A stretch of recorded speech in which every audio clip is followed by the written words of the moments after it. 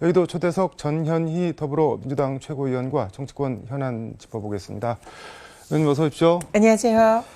윤석열 정부에서 국민권익위원장 임기 다 채우시면서 수모도 좀 많이 당하셨고 했는데 이재명 대표 2기 체제에서 최고위원 하시면서 이번에 공동선대위원장 맡아서 3년 만에 정권 조기 교체, 감회가 좀 있으셨을 것 같은데요. 어떠셨어요?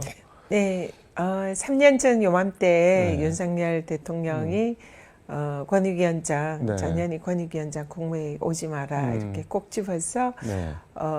국무회의 참석을 이제 못하게 했고 네. 그 이후로 1년 가까이 정권으로부터 네. 탄압을 받았는데요. 음. 근데 이번에 이재명 대통령께서 네. 지난 정권에 장관들, 국무위원들 모두 함께 모여서 같이 식사도 하시고 회의도 같이 하시고 업무를 네. 하는 걸 보면서 격세지감을 느꼈습니다. 그래서 그게 네. 차이가 아니었나. 그게 바로 두 분의 다름이 아니었나. 그것이 윤석열 정권이 그렇게 국민들의 그런 신의를 네. 받지 못하고 조기 종식되게 된 그런 원인이 아니었나. 그런 생각을 했습니다. 이재명 대통령이 한남동 관저로 민주당 지도부 초청해서 만찬을 했는데 다녀오셨죠? 네, 지난 주말 일요일에 다녀왔습니다. 근데 지금 세간에서 엄청 화제고 저도 개인적으로 궁금한데 개 수영장 그거 혹시 보셨나요? 그거 논란이 네, 있던데. 저희들이 이제 네. 관저에 도착하자마자 이렇게 안내된 곳이 네. 잔디밭, 그 잔디밭이었는데 거기 한가운데에 좀 약간은 좀 그 주위 환경과 어울리지 않는 그런 이제 수영장 비슷한 구조물이 있더라고요. 근데 깊이가 사람들이 수영할 수 있는 그런 깊이는 아니었어요. 뭐 가장 깊은 것이 한 50cm 정도? 그러니까 무릎 아래로 오는 정도의 깊이인데 생긴 것은 이제 수영장처럼 생긴 거죠. 그래서 이게 도대체 용도가 뭐냐 네. 이랬는데 많은 의원님들이 이거 아무래도 개 수영장 같다 이런 말씀을 많이 하셨고 보니까 딱히 뭐 조경 시설로도 보기 어렵고 조경용 타일로 수영장이라고 주장을 조경용 수영장은 뭐 사실 그럼 너무 쓸모없는 시설인데 생긴 것도 그렇게 조경이라는 입장에서 보면 약간 흉물스럽거든요. 그러니까 전체적인 조화도 이루지 못하고. 근데 이제 개 수영장이다 이러면은 굉장히 이해가 되는 그렇구나. 모두가 맞다 이렇게 공감을 하는 그런 이제 시설물이었습니다. 바닥이 뭐 목욕탕 타일 같은 걸로. 네, 목욕탕 타일 같은 걸로 되어 있고 조경용이라면 그런 식으로 하지를 않죠. 뭐 자연스럽게 나무도 좀 심고 바위도 좀 두고 뭐 이런 형식으로 했을 텐데 그냥 완전히 수영장이나 목욕탕처럼 그 잔디밭 한가운데 그렇게 설치를 한 것은 조경용이라고는 보기는 좀 어려운 것 같습니다.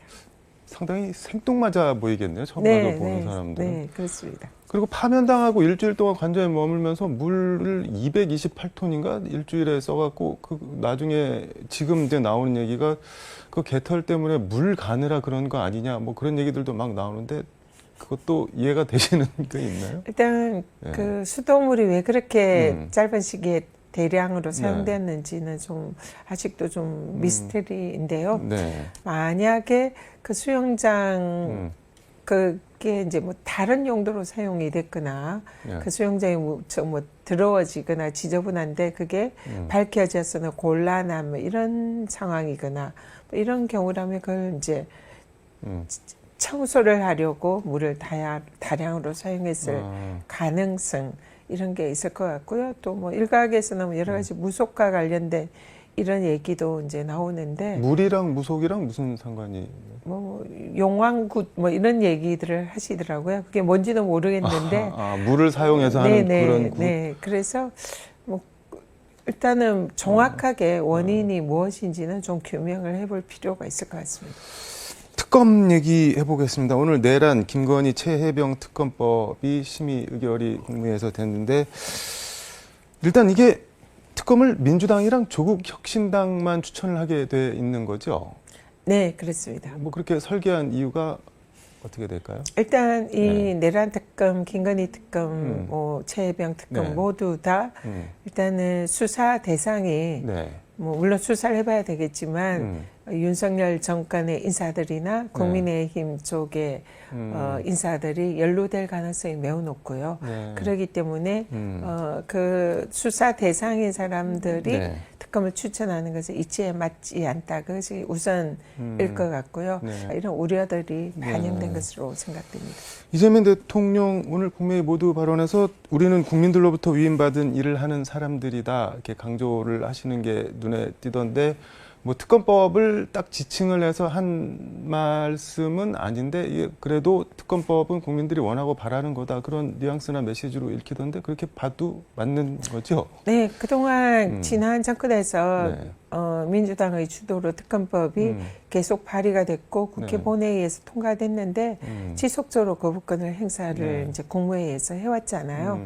그래서 이거는 사실은 국민적 공감대가 있는 사안이고 네. 이 특검법이 통과를 많은 국민들이 그동안 열망을 해왔는데 그게 이번에 국무회의에서 통과가 되는 그런 측면에서 국민에게 하는 네. 그런 메시지다 이런 생각이 들고요. 또 하나는 네. 지난 정권에서 임명된 그 국무위원들이 아직도 지금 현재 국무위원들이지 않습니까? 그래서 아마 이재명 대통령께서 지금 국무위원들에게도 일종의 좀 경고 말씀하셨다고 생각이 들어요. 국무위원들도 마찬가지로 국민들이 위임한 그런 권력을 행사하는 네. 일종의 도구이기 때문에 이게 뭐 자신의 사적인 관계가 있다고 하더라도 네. 이것은 국민을 보고 심의를 해야 되고 그게 국무위원들의 역할이다. 이런 말씀을 애둘러하신 걸로 생각이 듭니다.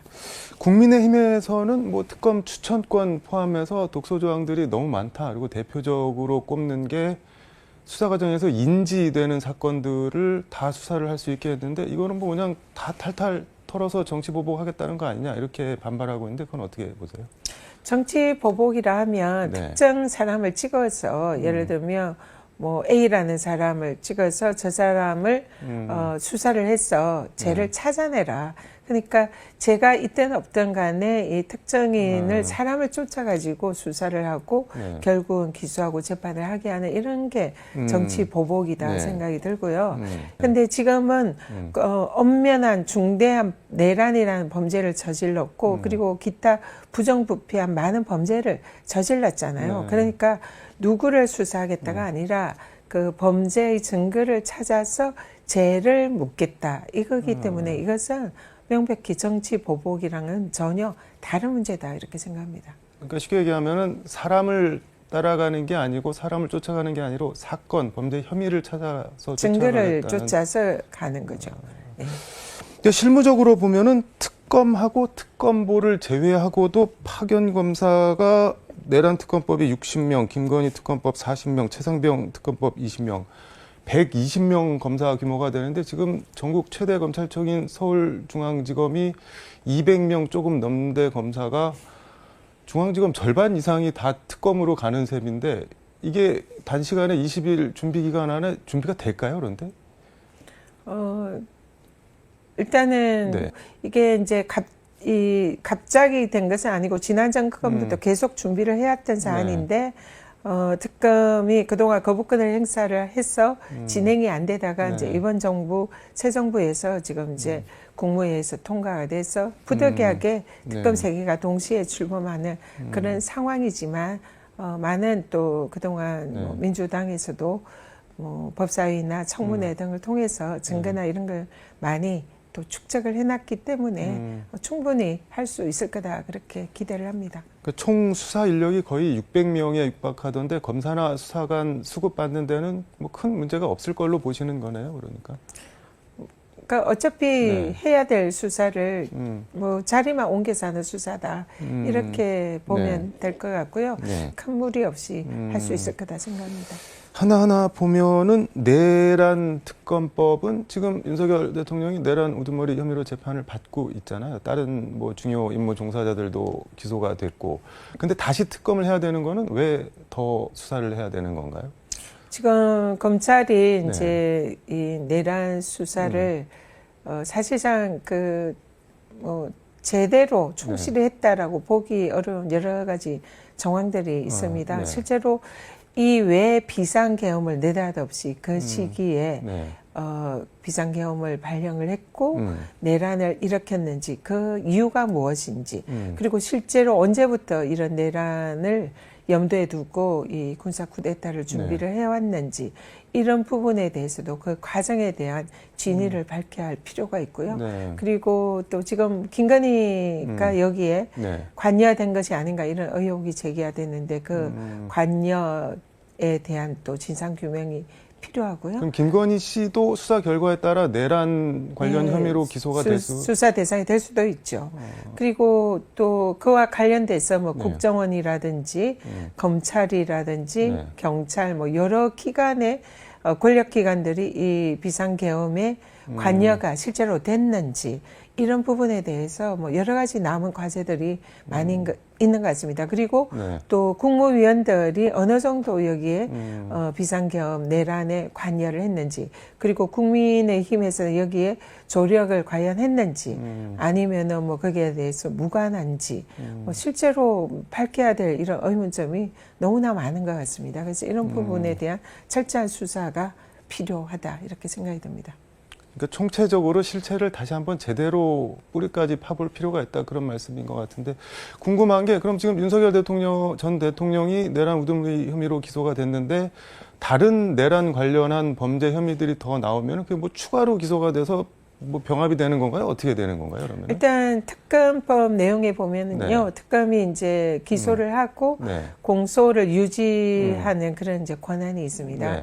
그렇기 때문에 병합을 해서 공소를 특검이 유지를 해야 되는 거고요. 네. 그리고 지금 이제 윤석열 지금 대통령의 사안에 대해서는 네. 내란 혐의에 대해서도 내란 특검으로 더 철저히 수사를 할 필요가 있지만 그 외에도 명태균 게이트 네. 관련된 뭐 공천 개입이라든지 정치자금 이런 여러 가지 의혹 문제나 그리고 처갓당 뭐 양평 고속도로 문제라든지 그리고 또 대선 과정에서 했던 허위사실 유포 네.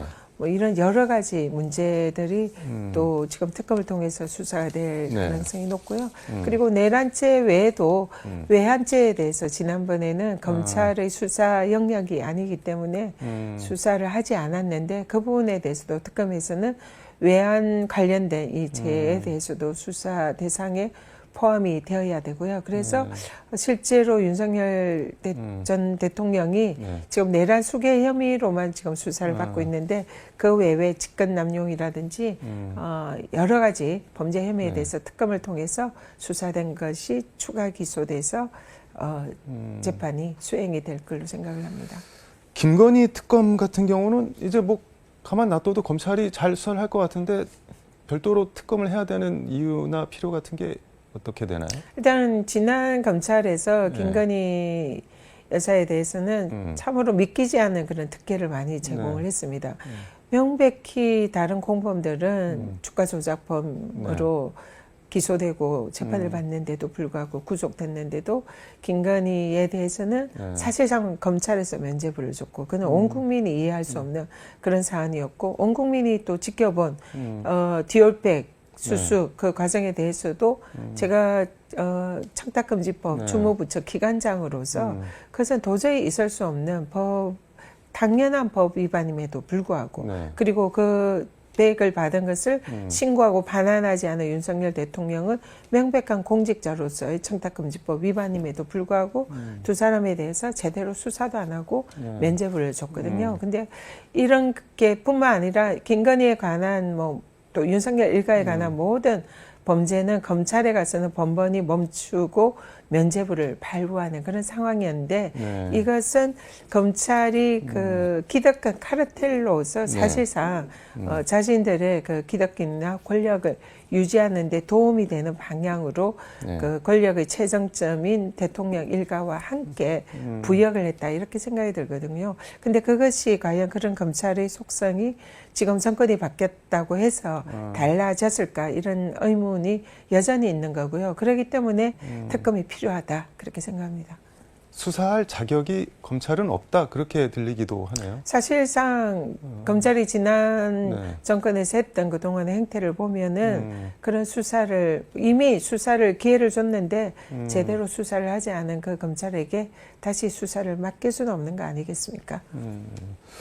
저번에 저희 여의도 초대석 오셨을 때 해병 필승 경례를 하셔갖고 좀 화제가 됐었는데 최해병 특검법 관련해서는 페이스북에 너무 오래 걸려 그저 죄송할 따름입니다. 그러면서 끝까지 함께 하겠습니다. 이런 말씀을 적으셨던데 근데 여성 의원이시니까 뭐 군대를 다녀오신 것도 아니고 국방위도 아닌데 상임위가 이 최해병 사건에 초기부터 엄청 계속 관심을 갖고 노력을 하고 계신데 뭐 특별한 이유나 계기 같은 게 있으신가요? 제 또래의 네. 부모들은 이제 대부분 군에 애들을 보내거나 네. 그런 이제 또래고요. 그러니까 그런 이제 자식 같은 그런 마음이 있죠. 정말 나라를 지키기 위해서 네. 군대에 보냈더니 정말 저렇게 차가운 죽음으로 돌아오는 그 네. 모습을 보면서 이 땅에 많은 부모들이 똑같은 정말 안타깝고 네. 분노의 마음을 다 느꼈을 거다 생각합니다. 그런 똑같은 마음을 느꼈고요. 또 하나는 박정훈 대령이 그 억울한 최해병의 죽음에 네. 내가 너의 억울함을 반드시 풀어주겠다 이러면서 이 사실상 그 정권이나 이 권력에 의한 개입으로 네. 이 수사를 덮으려고 하는 거기에서 이제 저항을 했었잖아요. 네. 그러면서 그 과정에서 정권의 무시무시한 탄압을 느꼈고 그 과정에서 죽음과 같은 공포를 느꼈다. 이렇게 법사위 청문회에 와서 말씀을 하시더라고요. 네. 제가 그 말씀을 들으면서 정말로 가슴이 저도 미어지는 거예요. 제가 느꼈던 그 마음, 윤석열 정권에서 탄압을 받으면서 그 불의한 정권의 그 탄압으로 제가 느꼈던 그 죽음과도 같은 네. 공포, 똑같은 말씀을 하셔서 굉장히 동병상련을 많이 느꼈고요. 그래서 이런 부분에 대해서 저도 똑같은 분노를 느끼고 동병상련을 느꼈기 때문에 이 사건에 대해서는 반드시 진실이 파헤쳐서 최해병의 억울한 죽음의 진상을 규명하고 박정훈 대령의 명예를 찾아줘야 되겠다. 그런 걸 사명으로 느끼고 있습니다. 동병상련이자 엄마의 마음 뭐 이런 말씀이 느껴지는데 시간이 다 돼서 요거 하나만 좀 여쭤보겠습니다. 검찰을 기득권 카르텔이라고 지금 말씀을 하셨는데 검찰을 이용하거나 장악하려고 하면 안 된다. 그러면 그 순간 뭐 잘 드는 칼이니까는 당장은 편할지 몰라도 나중에 결국 먹힌다. 이런 말이 있는데 오광수 민정수석 관련해서 이렇게 검찰 출신, 특수부 검사 출신을 꼭 써야 되냐. 뭐 이런 얘기들이 나오는 것 같은데 그건 어떻게 보세요?